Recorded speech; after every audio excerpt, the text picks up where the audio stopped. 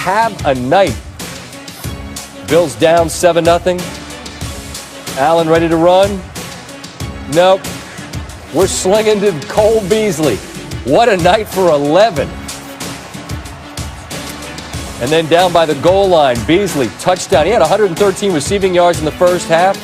Career high 130 and got cradled like a baby by John Feliciano there after the touchdown. Allen, Dawson Knox, who runs like a wild animal, Steve, tight end. Always open.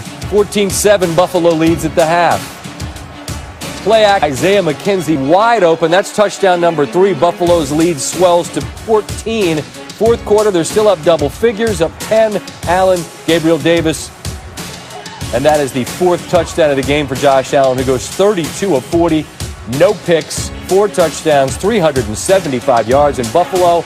In the same field where they lost in excruciating fashion to the Cardinals, gets a victory over the 49ers. Allen continues to make his case this year for the best season we've seen by a Bills quarterback, and that's saying a lot considering the fun that the K-Gun used to run back in the 90s. Monday night marked Allen's 3rd game this season with at least 300 yards and 4 touchdowns, which breaks a tie with Jim Kelly in 91 and Fitzmagic in one of his many stops. That was 2010 for the most in Buffalo history. Now time for our T-Mobile post-game coverage. Lisa Salters with Josh Allen.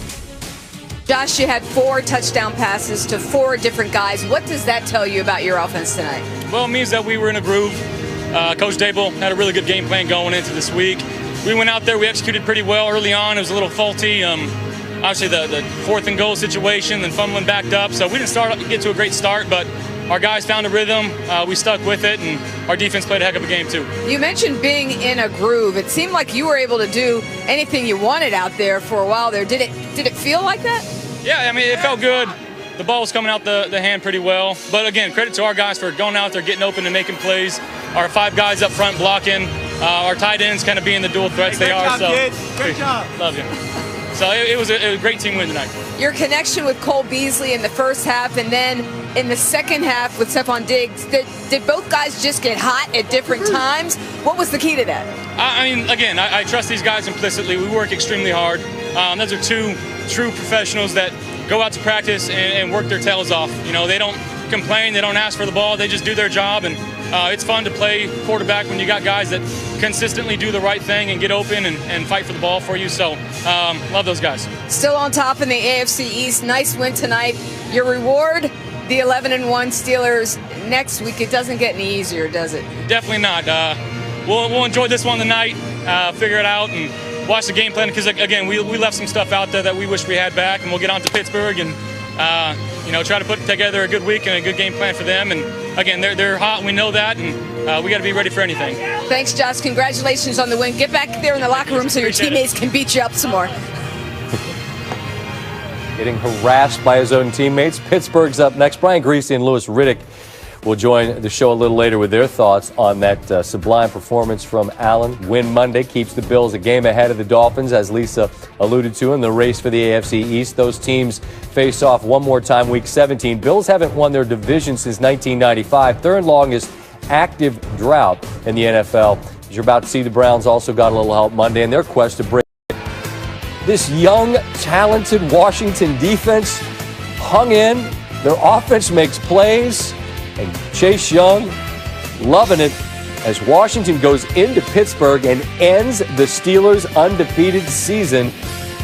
You knew the Steelers would have a tough time to get to 16-0. I don't know how important it was organizationally for them, but they don't get there. I don't know who thought Washington would end it, although that number was kind of interesting.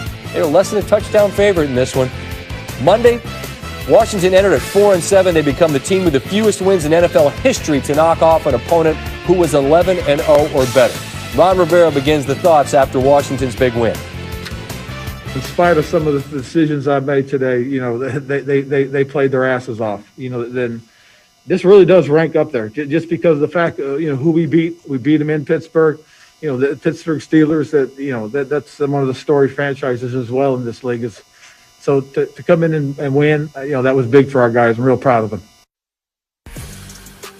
Steelers hang on to the 1 seed in the loaded AFC thanks to a better conference record, but it'll be a fight with the Chiefs for that all-important bye. Keep in mind, this year they're just one with the changes to the playoff structure.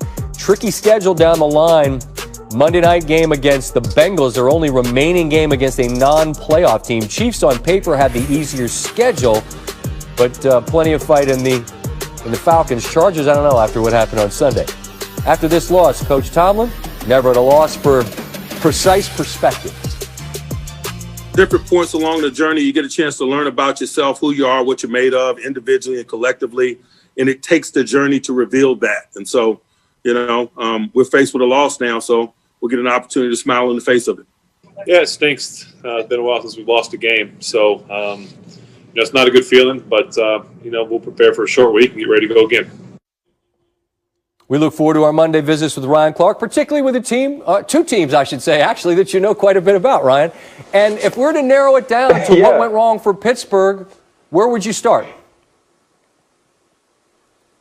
You know what? It starts with what Pittsburgh can't do, which is run the ball. And it starts with how they were playing this game. And it ends with season-defining plays. And you're going to see two of them right here with the game tied 17-17. The Pittsburgh Steelers have 4th and 1. They're going to go empty backfield and split out Anthony McFarland. He's the third-string running back, but if he's out there, there's no one behind Ben Roethlisberger. Bostic is going to be running from the inside, so they feel like they have action. You're going to get a sluggo to the outside. There's going to be field in front of McFarland. Ben Roethlisberger tries to throw a back shoulder throw to a third-string running back who's not in this position, who has 5 catches on the entire season. Pittsburgh Steelers, you're 11-0. You got to make that play. Now, fast forward to the Redskins. There's 10 people in the box, so you know you have single high. He's going to hit the Taiwan route or the slot fade to Cameron Sims. Cameron Sutton actually has good coverage. Here, you're going to see both guys vision the ball, so this throw has to be perfect. Alex Smith puts it in the one place it has to be. It's a one-hand catch by Cam Sims. These are the plays that these teams had to make to win the football game. There's one team that is descending. They don't have a run game. They rely on Ben Roethlisberger, and Ben Roethlisberger does not make the play. Alex Smith, the comeback player of the year, the greatest story in football in 2020, makes the throw that he needs to make after being cleated, after cheating a little bit to get his team a field goal, but doing everything to win. These two teams are in different places, but the Pittsburgh Steelers better shore some things up because the Buffalo Bills are coming to town. Yeah, we had conversations offline, Ryan, about just the notion of identity and through the years who Pittsburgh's been. Obviously, Connor's out. Roethlisberger threw the ball 53 times this week, more than anybody else in the NFL, and they have been sliding down your power rankings of late. If you were to prioritize what troubles you most about them as we head into the most important stretch of the year, Ryan, what would that be? It's physicality is the first thing, right? When you look at a team that can't run the football right now and then pay attention to the teams that are ascending, this is a difficult thing to do if you're the Pittsburgh Steelers, to win in the playoffs against the AFC teams without ball control, depending on Ben Roethlisberger to create run game through the pass. We saw it against the Dallas Cowboys. We saw it against the Baltimore Ravens. And then obviously tonight having to go on 4th and 1 and throw outside to your third-string running back. And then also because of this, you now have to depend on Ben Roethlisberger, a 38-year-old quarterback, 17 years in the league, who is banged up to create all of your offense. And Scott, it does not help when you have 7 drops because you drop back to throw the ball 53 times. This is the way this team is built now. This is the way that they're going to have to go about their business. But when you throw the football this much and you're losing people defensively, you're asking a lot of your team. And so dropping Ben Roethlisberger back may be the way you think you need to win. He probably is your best football player, your most reliable football player.